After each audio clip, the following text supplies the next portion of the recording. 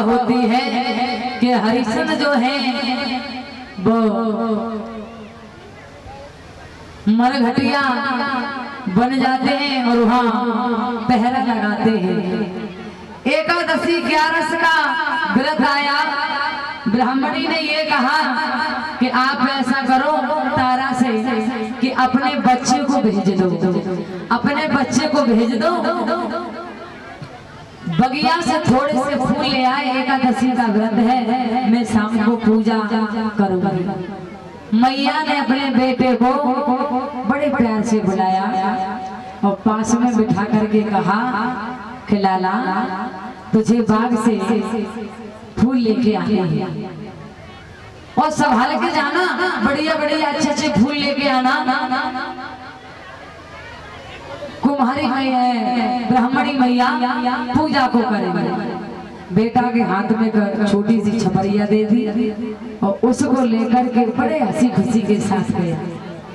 जब उसको लेकर के बड़े हंसी खुशी के साथ गया,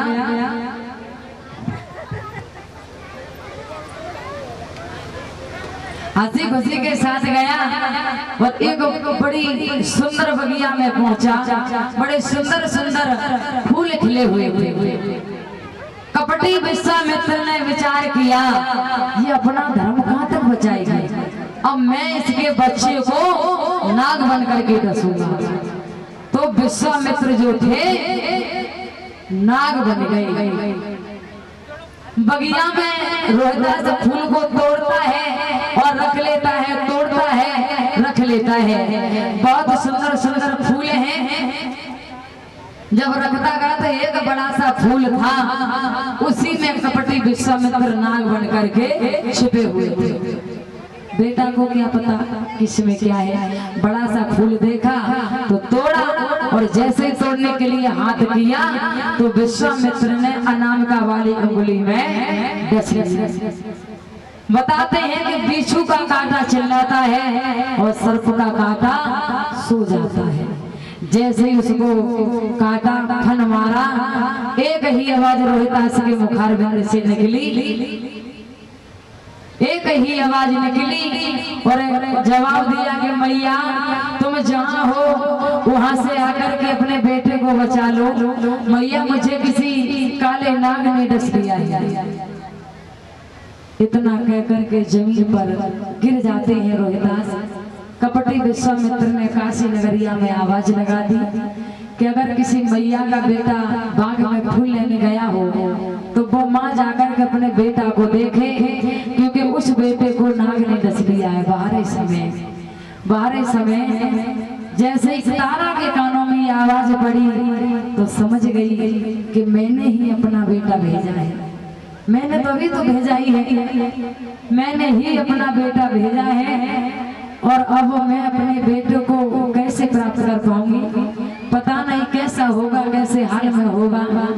और जाने लगी। ब्राह्मणी ने रोक दिया। ब्राह्मणी ने कहा सुनो, कहाँ जा रही हो? मैया तारा ने कहा कि मैं अपने बेटे को देखने के लिए जा रही हूँ। मैं अपने बेटे को देखने के लिए जा रही हूँ। आप बेटे को देखने जा तो रही हो, लेकिन अभी नहीं, क्योंकि जब तक ये सारा काम नहीं हो जाएगा तब तक तुम यहाँ से नहीं जाओगे।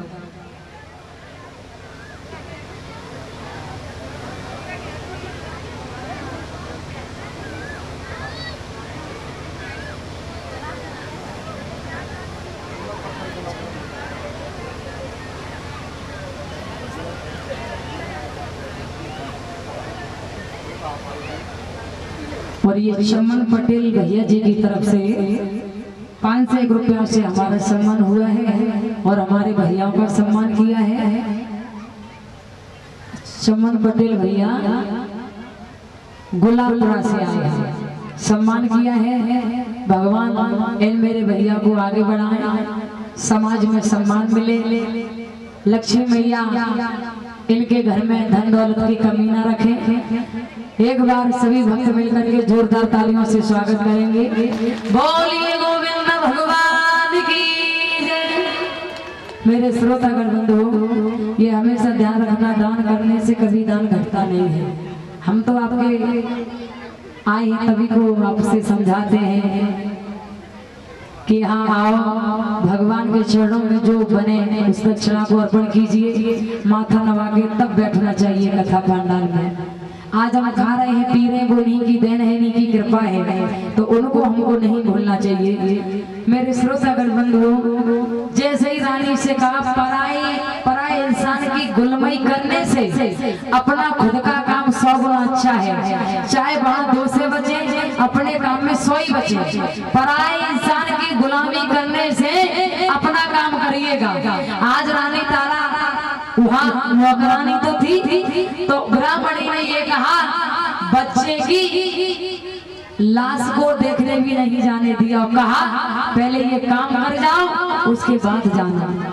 अब मैया के हृदय में तसल्ली कैसे आएगी, वो धैर्य धारण कैसे करेगी? काम तो कर रही है लेकिन रोती जाती है। और जैसे सारा काम किया तब हाथ जोड़ के पहुंची, मैया अब मैं चली जाऊं, तो कह लगे अब चली जाओ, लौट के जल्दी आना। और जैसे ही मैया पागलों की तरह भागी, खुले हुए केस हैं और भागती जा रही है, तो बगिया में जाकर के देखा एक गैल में बेटा पड़ा हुआ है, वो उसी मैया का बेटा है रोहिदास।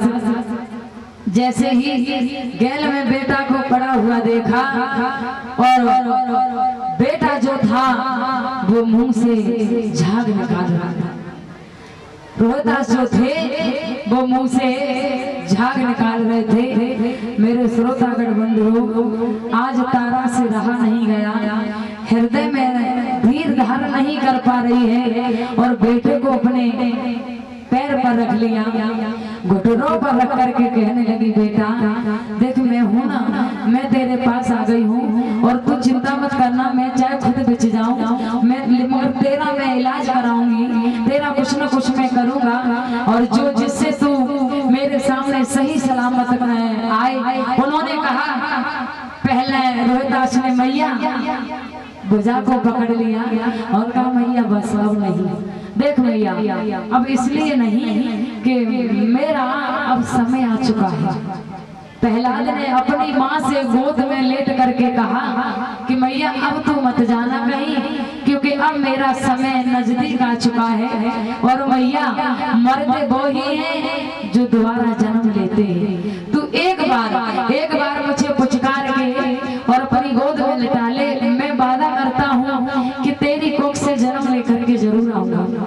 ऐसे बेटा छोटी सी उम्र में और मैया को समझाने लगा, जिस माँ की कोई बेटा नहीं होगा और उसको कितना दुख होगा जिसका एक ही बेटा हो, वो भी बेटा जब छोड़ के जाता हो तो मैया के दिल से जाकर के पूछो कि उसके दिल पर क्या बीतती है। मैया कहती है कि मेरा सब कुछ चला गया है, एक तू ही तो बचा है जिसके सहारे मैं अपना जीवन काटूंगी, लेकिन तू भी मुझे जब छोड़ के चला जाएगा तो तू ही बता मैं कैसे रहूंगी, ये तुझे कुछ हो गया तो मैं भी इस दुनिया में नहीं रहूंगी। पति का साथ छूट चुका है और मैं अपने बेटे को गोद में रख के कहती है कि बेटा मेरा रोहित को